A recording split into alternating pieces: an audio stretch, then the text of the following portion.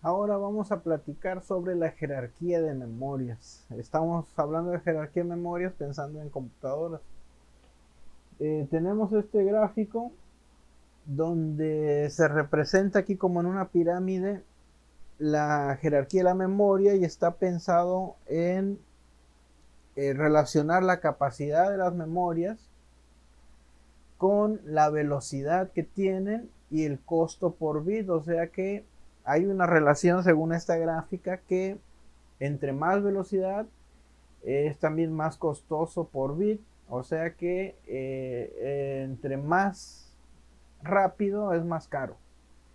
Y también nos dice que la capacidad aumenta conforme está en una capa inferior en la jerarquía de memorias. O sea, entre más lento, más capacidad y más barato. Entre más rápido, más caro y de menor capacidad. Entonces esa es la relación de la jerarquía de memorias y eso lo podemos ver en cualquier tipo de memoria de la que hablemos. Y aquí están catalogadas algunas. Memoria más rápida pues son los registros del procesador, esos están dentro del procesador y son los más rápidos de todos.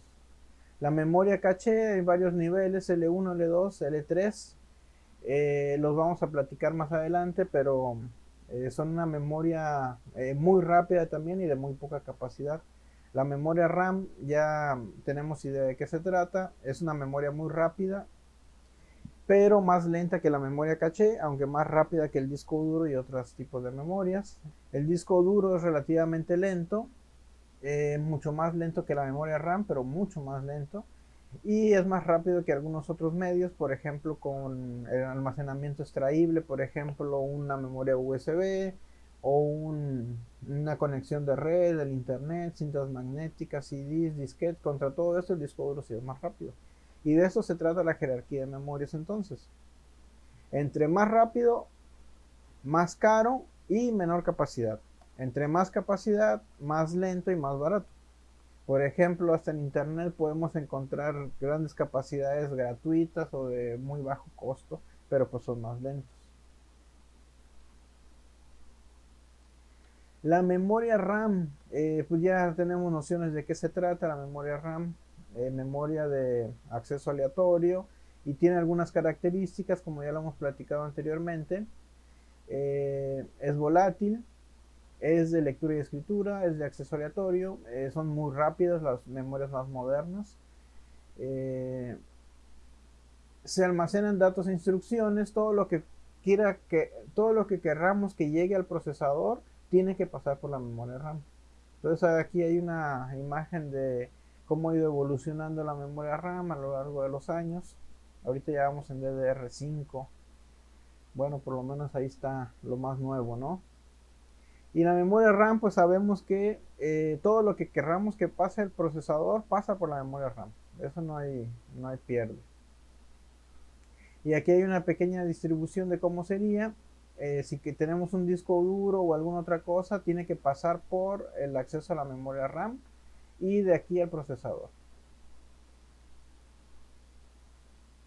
En la memoria caché es otro tipo de memoria de menos capacidad que la memoria RAM, pero es mucho más rápida que la memoria RAM. Y es una memoria intermedia entre el procesador y la memoria principal, que es la memoria RAM. Y la idea es que las instrucciones o datos más utilizados o que se utilizan de forma frecuente se guardan en la memoria caché. La idea es que como es más rápida la memoria caché, en lugar de estar consultando la memoria RAM, los datos más frecuentes se guardan en la memoria caché y es más rápido accederlo. Entonces de esta forma el procesador, como es muy rápido, se tendría que esperar a leer datos de la memoria RAM si no están disponibles rápido, y de eso se trata la memoria caché. Si una computadora tiene mucha memoria caché, es más eficiente que tener poca memoria caché. Entonces la idea de la memoria caché es una memoria intermedia entre el procesador y la memoria RAM. No todos los datos pasan por la memoria caché, solo los más utilizados. Entonces tiene ahí como un algoritmo para decidir cuáles van y cuáles no. Si los datos no están en memoria caché, se accede a la memoria principal. Si sí están, se acceden ahí. En las computadoras antiguas, digamos, la memoria caché L1 estaba dentro del procesador y la L2 se consideraba fuera del procesador en la motherboard. En los procesadores modernos ya los tenemos dentro del procesador todos. Varía mucho dependiendo de las arquitecturas y todo, ¿no? Pero por ejemplo, un procesador moderno multinúcleo, la memoria caché L1 es de menos capacidad y muy rápida. Eh, la L2 sigue estando dentro de cada núcleo y es una memoria un poco más grande. Y hasta hay una memoria L3 compartida entre todos los núcleos que hace más eficiente ahí el uso del procesador. Y de eso se trata la memoria caché. La memoria caché también la podemos encontrar en otros lugares, no solo en el procesador. Por ejemplo, un disco duro como este dice tiene 32 megabytes de caché. Esto quiere decir que igual los datos más utilizados o frecuentes se pueden guardar aquí. En lugar de ir a buscar y leer cada vez al disco duro, se guardan ciertos datos aquí y eso lo hace un poco más eficiente, ¿no? Es como una memoria intermedia. Entonces, en lo que el procesador está queriendo leer datos del disco, se pueden ir guardando en caché para leerlos más rápidos en lo que se actualiza con nuevos datos. En los navegadores web también lo podemos ver.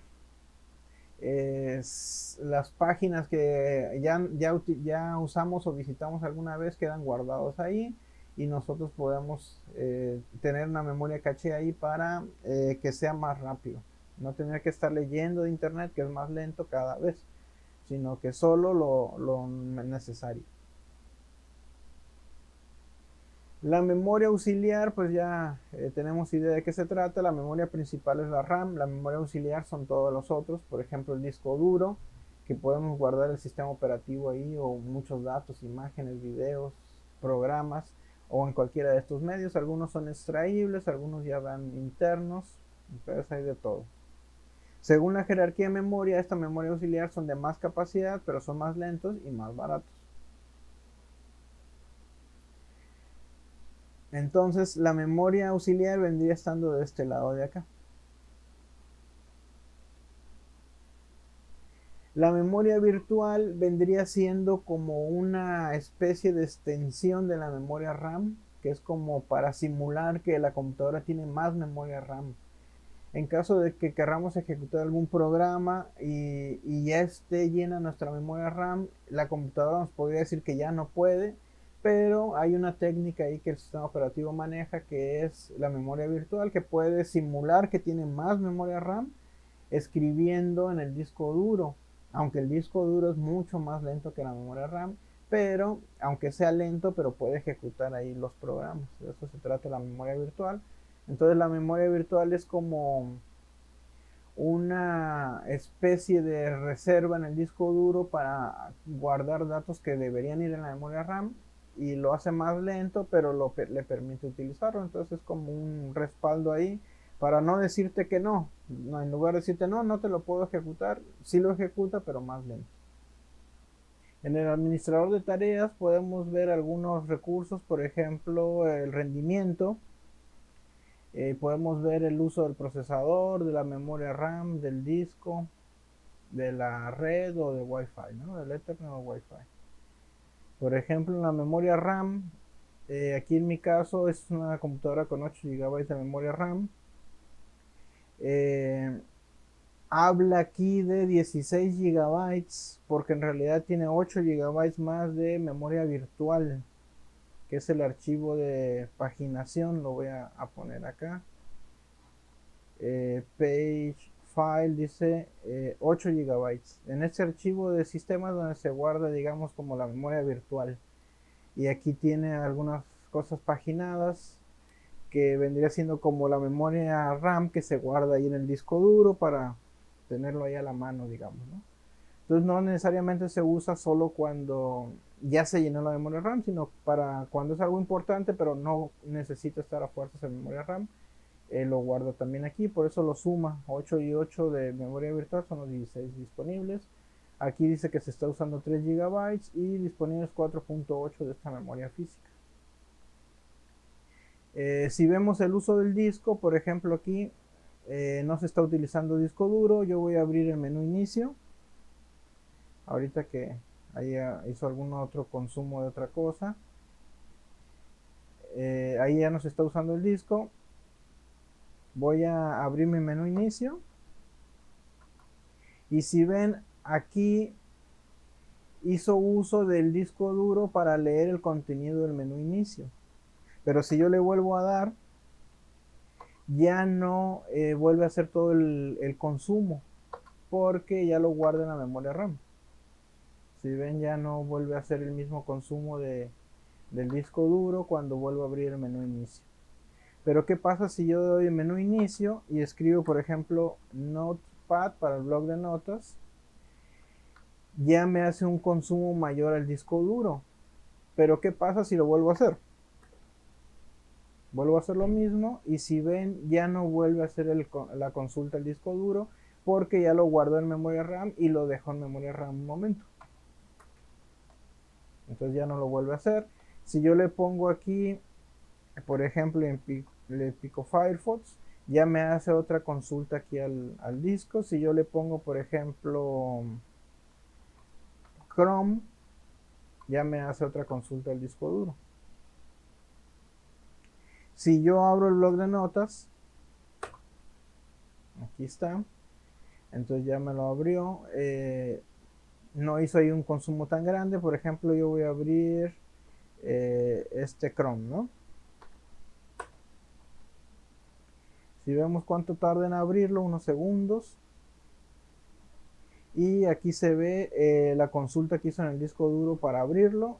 Y también se vio cómo la memoria se usó y bajó. Voy a volverlo a abrir. Es un poco más rápido. Y si ven, ya no consume en el disco duro tanto como consumió hace un momento para abrir el Chrome. Lo abre más rápido y no hizo esta consulta, sino que lo leyó una vez del disco, lo cargó en memoria RAM y dejó ahí en la memoria RAM, digamos, abierto o cargado esos datos para hacerlo más rápido. Entonces ese es más o menos el concepto de la memoria RAM, memoria caché, que para no estar accediendo al disco cada vez se tiene esa caché, esa memoria caché, la memoria RAM y todo esto, ¿no? Entonces todo esto que abrimos se tiene que cargar acá. Si yo abro un programa más grande, por ejemplo, SolidWorks, el consumo del disco es mayor porque es un programa grande, y también en la memoria RAM se va a ver cómo aumenta el consumo. Entonces primero lee hasta conectó el otro disco duro ahí para hacer una consulta. Estaba apagado este disco, ya lo prendió.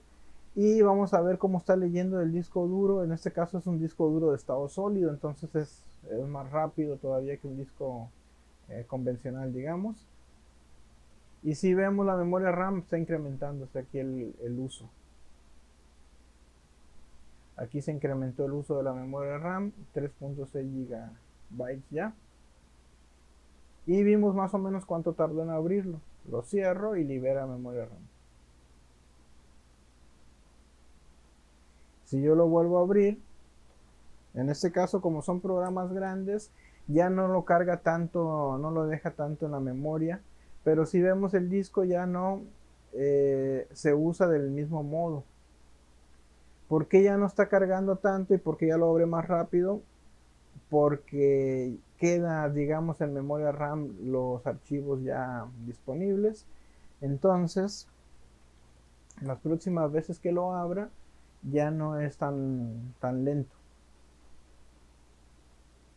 Entonces aquí se ve un poco lo del uso de la memoria virtual, memoria RAM, memoria caché. Si vemos, en caché ya aumentó un poco aquí, y también cambiaron un poco estos valores, ¿no? Ya no están en el mismo valor inicial de ese momento. Entonces más o menos de eso se trata. Si yo vuelvo a abrir mi menú inicio, aquí volvió a actualizar y ya no. Si abro mi Notepad, ya no hace un consumo grande, ni al abrirlo ni del archivo. Pero si es un programa que no he abierto últimamente, sí tardaría mucho en cargarlo. Por ejemplo, este otro navegador que casi no acostumbro, al abrirlo debe hacer un consumo de disco grande para leerlo y cargarlo. Y debe incrementarse un poco el uso de la memoria RAM. Lo cierro. Si lo vuelvo a intentar abrir, vamos a ver cómo se porta. Ya lo abre rápido, lo carga, ¡pum! Un ventanazo sin hacer tanto esfuerzo y ya no hace todo este consumo de disco. Bueno, pues sería todo de este video.